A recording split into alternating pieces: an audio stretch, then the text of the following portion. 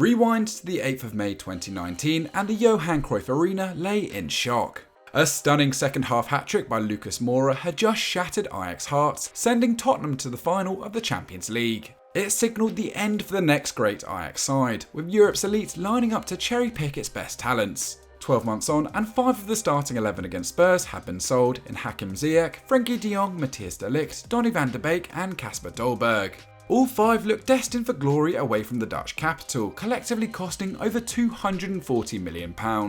But 3 years on and each are facing problems of their own. De Jongs are the latest to grab the headlines, with Manchester United pushing hard to sign him from Barcelona. This summer, Ajax will say goodbye to a new wave of players, including their manager Erik Ten Hag. With that in mind, in our latest Football Daily Explained, we decided to discover why exactly their golden generation of 2019 have struggled on the road, and where else to start than Amsterdam itself. Sometimes there is no place like home, especially at Ajax. It all begins at their world-famous academy known as de Toekomst. Literally translated as the future, the academy starts moulding players as young as 5 into first-team potential. De Toekomst boasts some of the very best facilities in the game. Ajax deploys a team of specialists that work to develop a player individually, while the coaches all have experience competing at the top level or for the club itself. And as with all modern academies, their young prospects receive a rounded education that extends beyond football. In 2015, Ajax opened their new School of the Future, situated on de Toekomst complex.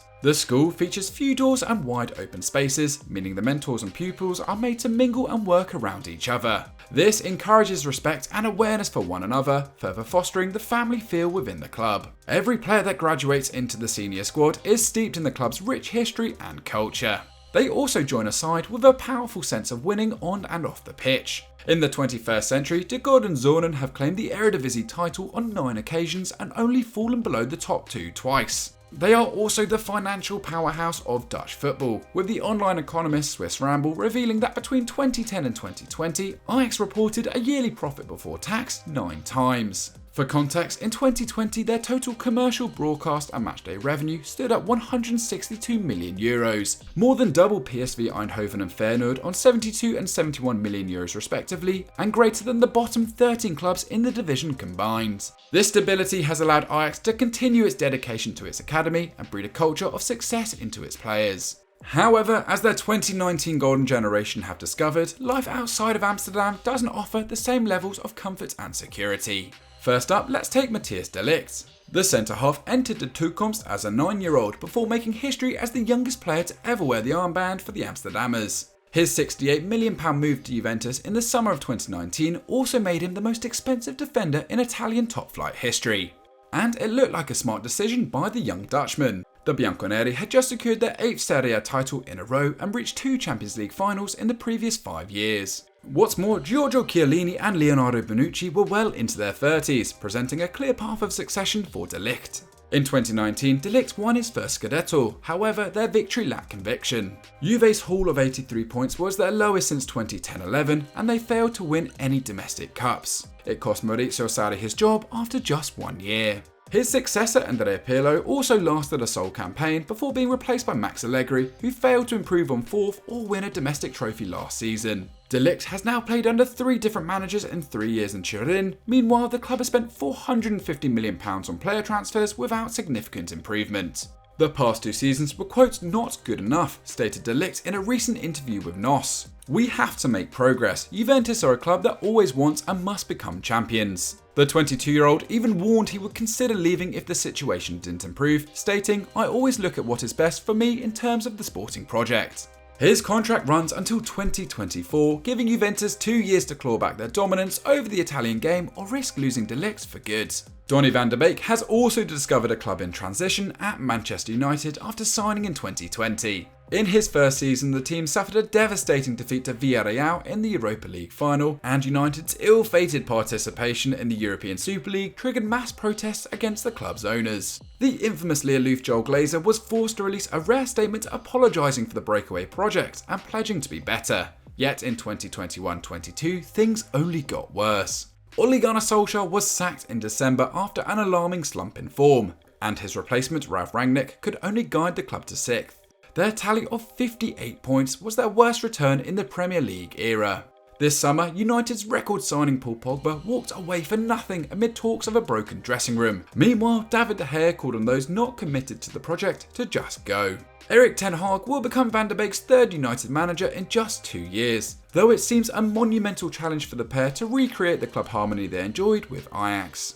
And then there is the case of Frenkie de Jong at Barcelona, a club that has crashed through 4 permanent managers in the past 3 seasons. This instability has been far from helpful for de Jong, whose best football came under his fellow Dutchman Ronald Koeman. Although many assumed he would be a natural heir to the passing metronome that is Sergio Busquets, Koeman unleashed de Jong as a box-to-box midfielder.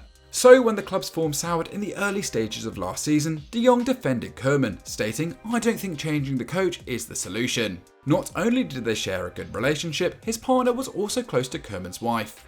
Under Xavi, his performances have stuttered, but the 25-year-old has often found himself a scapegoat in the Catalan press, who don't afford him the same protection as the graduates from La Masia. Now, with Barcelona saddled with debts around €1.3 billion and struggling to comply with La Liga regulations, a star must be sold. Their plight has already forced Lionel Messi out of the Camp Nou, and de Jong could be next. Hakim Ziyech can't complain about the same dysfunctional atmosphere at Chelsea. Though Russia's invasion of Ukraine prompted a frantic sale of the club, with the Blues, Ziyech has become a European champion and reached 3 more cup finals on the pitch. His problem is that in Thomas Tuchel's 3-4-2-1, there is little space to produce his best work. With Ajax, the Moroccan was an untouchable creator on the wing, chalking up 51 assists across 4 years in the Eredivisie. This is where he expected to play under Frank Lampard. However, under Tuchel, Chelsea's width comes primarily from the fullbacks, forcing Ziyech more central to earn minutes. In March this year, he admitted to Chelsea TV that the German's tactics were affecting him, saying, "I think I had more problems than most of the players because I'd never played with a back 5. Everybody knows that if I play wide, it's my best position." And the stats show he is a shadow of his former self. In the past 2 seasons, the 29-year-old has watched his shots and key passes more than half on his days with Ajax, and dribbles fall from an average of 2.3 per game to just 1. He has only produced 12 goal involvements in the league, and last season received the 16th most minutes in the squad. With Tuchel clearly favouring other options, it may not be long before Ziyech is on the move once more.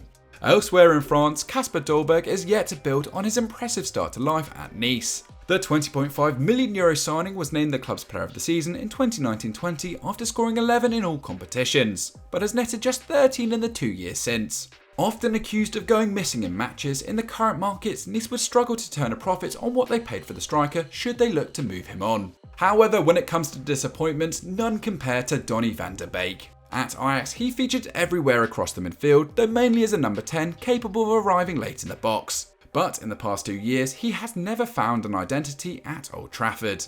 In 2020-21, Solskjaer deployed him 3 times at the base of a 4-2-3-1, tasked with shielding the defence and linking to the attack. However, his desire to get forward and the absence of a world-class defensive midfielder by his side left United woefully exposed.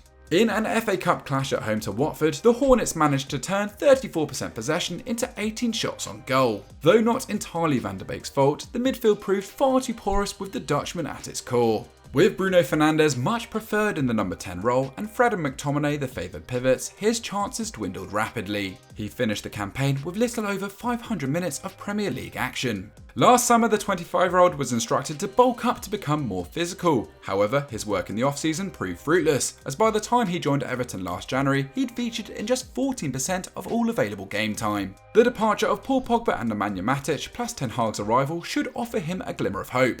However, the Dutch legend Marco van Basten has been far more scathing in his review of Van der Beek's time at United. "It just wasn't smart choices," he told Vuit Borzone last year. "Van der Beek is not that good." Harsh words, but a fair number at Old Trafford would tend to agree. In December 2021, Ajax's chief executive Edwin van der Sar used his own experience to warn those rushing to leave the security of Amsterdam. "Sometimes they think they're finished at Ajax and want to take the next step," he told Stats Perform. "I've seen it myself when I went from Ajax to Juventus. It wasn't a natural fit. The level of football, the family, the expectations, it can be difficult abroad." Ziyech, Van der Beek, Dolberg, de Ligt and de Jong have all encountered these very issues on the continent and suffered as a result. As the likes of Noussair, Mazraoui, André Onana and Ryan Gravenberch take flight this summer, they should all heed the warnings of the golden generation before them. Leaving Ajax, it appears, is a lot harder than it seems. So that was our take on why the golden generation of 2019 have failed in their pursuit of football elsewhere. What do you make of our scripts? Let us know in the comments down below. This was written by me, Henry, and edited by George Wright, so give the video a like if you enjoy it. Let us know what else you want us to cover on our Explain series, like the video and subscribe to Football Daily with notifications switched on, and we'll see you next time.